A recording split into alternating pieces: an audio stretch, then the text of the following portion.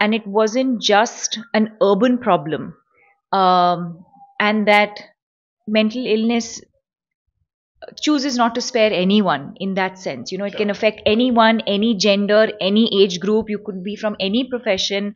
And so I think that's pretty much. अच्छा, ठीक है, अब असल विषय पर तनिक चर्चा कर ले, क्योंकि ये हास्य परिहास का विषय तो कतई नहीं है।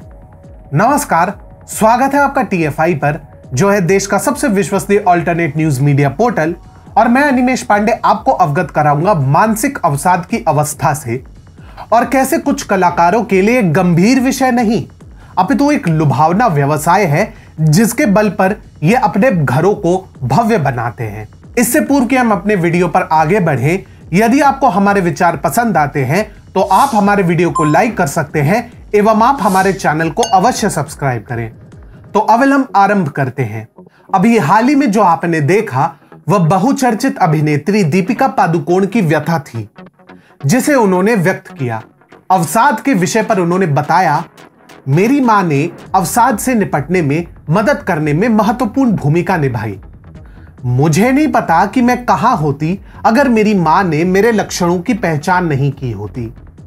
महोदया ने आगे कहा, सभी के पास मानसिक स्वास्थ्य सहायता सेवाओं की पहुंच होनी चाहिए। मानसिक स्वास्थ्य सहायता जिम की तरह सुलभ हो। अब ये सब सुनकर आपको लगेगा, वाह क्या उत्तम विचार है, परंतु जो दिखता है आवश्यक नहीं कि वही हो।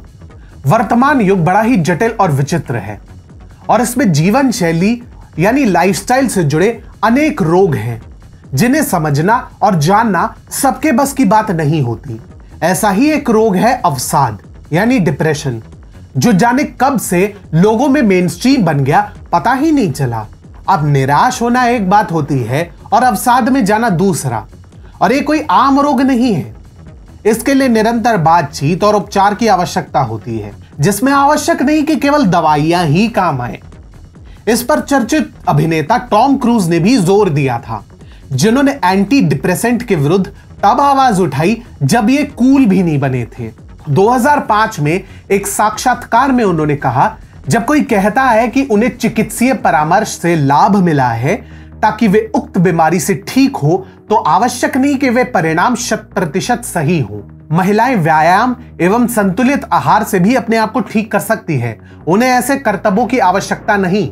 टॉम क्रूज का संकेत ब्रुक शील्ड्स की ओर था, जो उस समय अवसाद से गुजर रही थी और कथित तौर पर लोगों के कहने पे एंटी डिप्रेसेंट का सेवन कर रही थी। परंतु अपने मुखर स्वभाव के लिए टॉम को उस समय काफी आलोचना का सामना करना पड़ा था। अब सोचिए, आज के कैंसिल कल्चर युग में टॉम चचा ने यह बात बोली होती तो। मानसिक अवसाद एक ऐसा विषय है जो अब लोगों के लिए कमाई का साधन बन चुका है, जैसे आज के पाश्चात्य जगत में। डीकपल्ड देखा है आपने? यदि नहीं तो अवश्य देखिए।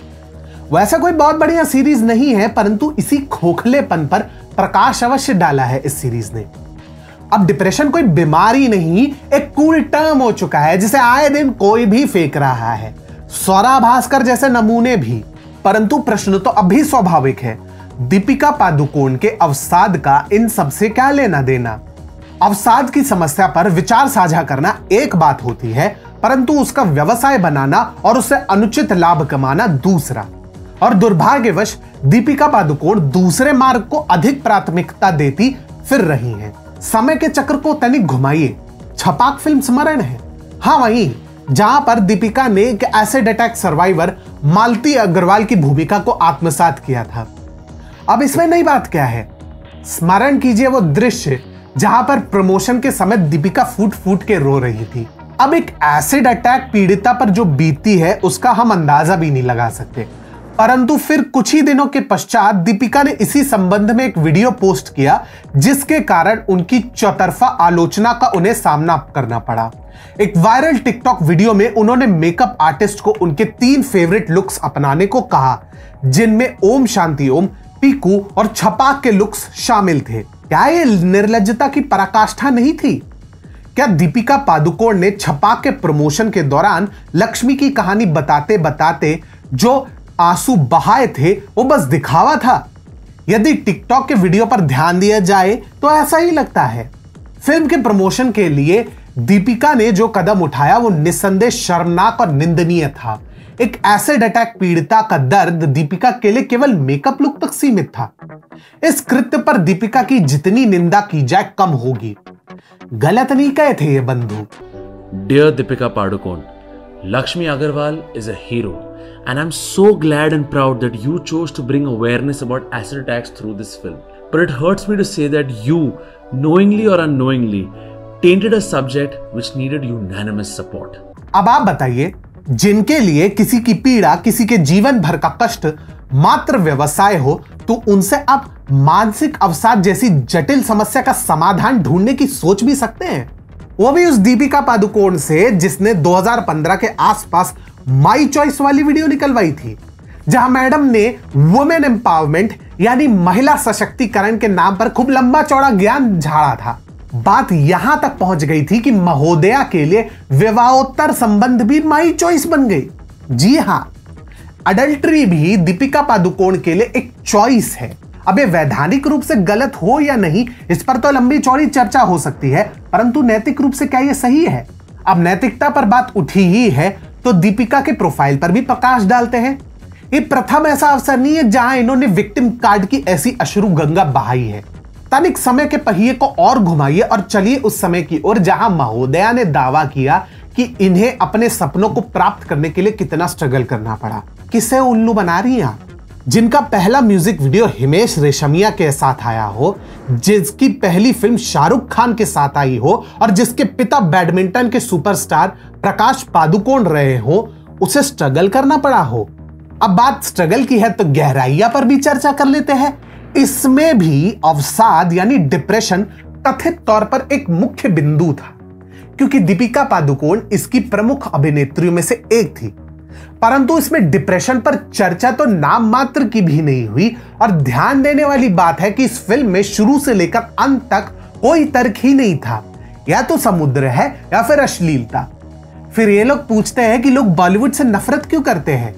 अरे भाई, कारण तो दीजिए घृणा ना करने का, कारण तो दो एक बार एक भावनात्मक कथा के साथ जुड़ने का।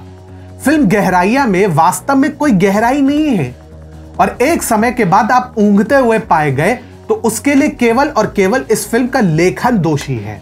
यह फिल्म व्यभिचार को एक अनोखे तरीके से दिखाने का प्रयास कर रही थी, पर इसके लिए ना हमारी भारतीय ऑडियंस पूरी तरह से तैयार है और ना ही गहराइया अपने प्रयास में बिल्कुल भी सफल हो पाई। ना घर की रही और ना ही घाट की। ऐसे में गहराइया को संक्षेप में कहे तो ना वह रोमांटिक ड्रामा है और ना ही थ्रिलर है, परंतु वास्तव में यह थाली में प्यार से सजाकर लगभग सोने का वर्क लगाकर पेश किए गए कचरे के समान है। ऐसे में कहना गलत नहीं होगा कि मानसिक अवसाद और मानसिक स्वास्थ्य निसंदेह ऐसी समस्याएं हैं जिन्हें हमें मिल बांटकर सुलझाना और इसका निवारण करना है। परंतु इसका अर्थ यह नहीं है कि हमें इसे एक व्यवसाय बनाना है ताकि दीपिका पादुकोण जैसे अवसरवादियों को लाभ कमाने का भरपूर अवसर मिले। आज्ञा से जनहित में जारी।